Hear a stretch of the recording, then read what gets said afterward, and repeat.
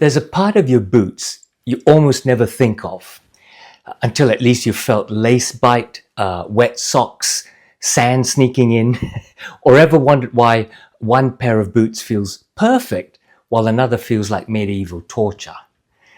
The answer is under your laces.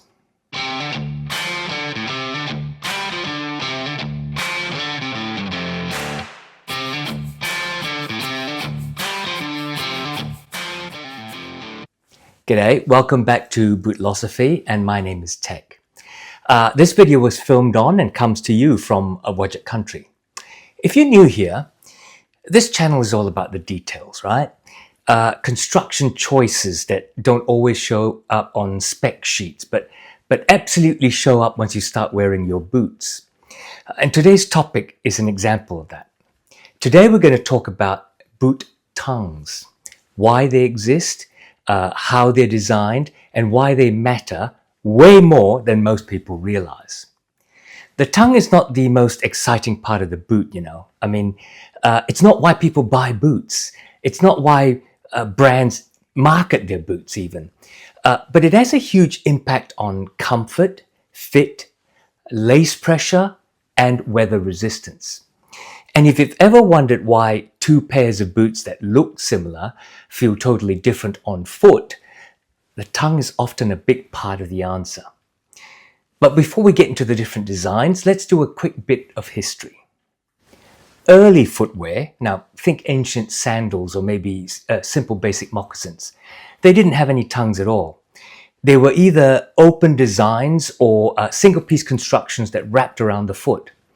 The tongue as we know it emerged alongside lacing systems. As shoes and boots became more structured, particularly in medieval Europe, laces replaced buckles and ties, and suddenly there was a big problem.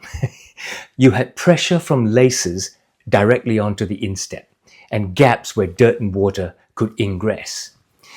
The solution: a piece of leather placed underneath the laces to protect the foot, distribute pressure, and to seal the opening. From there, the tongue evolved differently depending on the boot's purpose, whether it was a military boot, work boot, hiking, dress, or casual boot. And that evolution brings us to modern tongue designs. Let's start simple with the basic non-gusseted tongue. A non-gusseted tongue is stitched at the bottom and otherwise floats freely under the laces. You'll see this on dress boots, some service boots, and a lot of heritage styles. Non-gusseted tongues tend to be more flexible because they're not attached to the sides of the opening, and usually more comfortable right out of the box because you don't have to fold them or train them.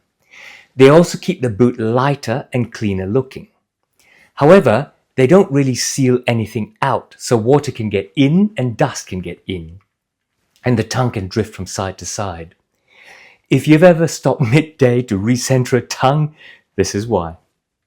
This design prioritizes comfort and aesthetics over protection.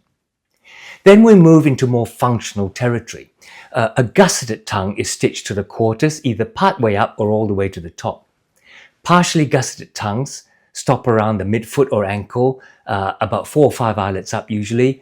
On the other hand, fully gusseted tongues are attached to the quarters all the way to the top, as in most Pacific Northwest boots, and as such often have a lot more leather forming the gusset, allowing you to expand the gusset so that you can get your feet in.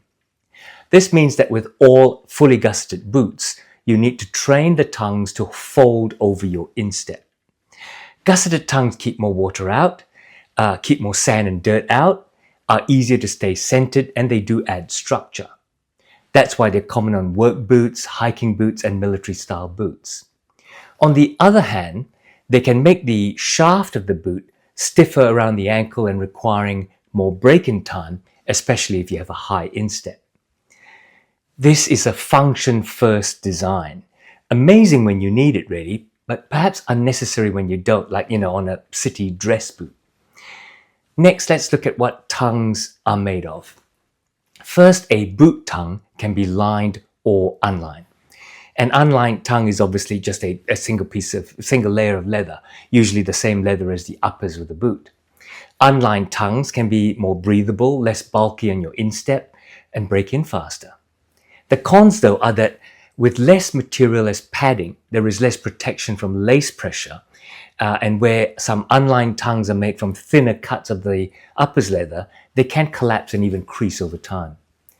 Unlined tongues are common on dress and casual boots, where you don't want them to look bulky, and where comfort and flexibility matter more than support and keeping dirt and water out. On the other hand, lined tongues add a leather or sometimes fabric lining or sometimes even extra padding, foam.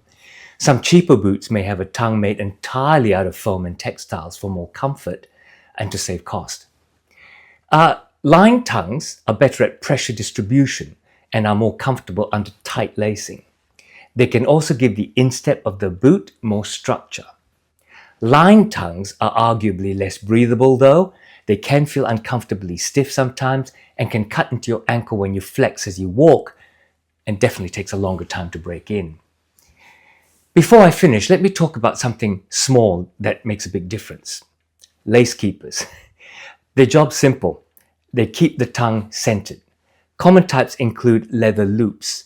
Now, this is where a small thin piece of leather is sewn onto the tongue, and as you lace up your boots, you pass the laces through those loops. This is the more durable option, but the downside is that thin or maybe poorly stitched boots can stretch or even tear off. Some brands use fabric or elastic loops sewn onto the leather tongue. That can be very flexible, but they obviously don't last as long. Another common lace keeper is just where two slits are cut through the tongue itself. In this case, the laces are drawn through one slit and under, and then out through the other slit. Obviously, if the material of the tongue is too thin, they won't work, or at least they won't be as durable. The worst case scenario, though, is maybe where they tear through the leather of the tongue. I've done this myself on some of my boots. I've used a sharp chisel, and where the ungusseted tongues continually slip over to one side, it seems to be the only option. I use a sharp chisel to punch two slits through so that I can pass the laces through and keep the tongue centered. You have to screw your courage to the post, but so far they've worked beautifully for me. A good lace keeper is something that you never notice until you wear a boot without one. Finally, let's talk about false tongues or kilties. These are removable pieces of leather that sit between the tongue and the laces. They were originally popular in logger boots and work boots. They protect the tongue from lace wear or getting scratched up by the back of the hardware, especially on fully gusseted tongues, which are usually made of thinner, softer leather because they can be more pliable than the leather on the uppers. They add padding and they can take up extra volume sometimes for people with skinny ankles like me, but be aware that they can change the look of that boot. I've really found kilties to be quite polarizing amongst people. You know, some will remove them immediately, they won't wear them. Others will not wear boots without them. So to sum up, when you're looking at boots, don't just focus on leather and the soles. Look at the tongue and see how that works with you. Ask yourself, is that a gusseted tongue or not, and do I like one? Are they lined or unlined? Which ones do I like? Do they have lace keepers? Do I need them? What kind? Would a kiltie help? There's no universally best tongue. There's only the right tongue for how you wear your boots and your foot. Once you start paying attention to this stuff, it's hard to unsee once you see tongues. And that's why it explains a lot about why some boots actually work and some don't on your own feet. If this was helpful, give the video a like down below, click on it. It really helps me. And if you've got strong opinions about tongues and gussets and kilties, leave a comment down below. I'm sure you have a comment. And if you want to deep dive into more of these boot topics, into details that actually matter, make sure you subscribe down there as well. Thanks for watching. I'll see you next time on Bootlosophy next week. Take care out there.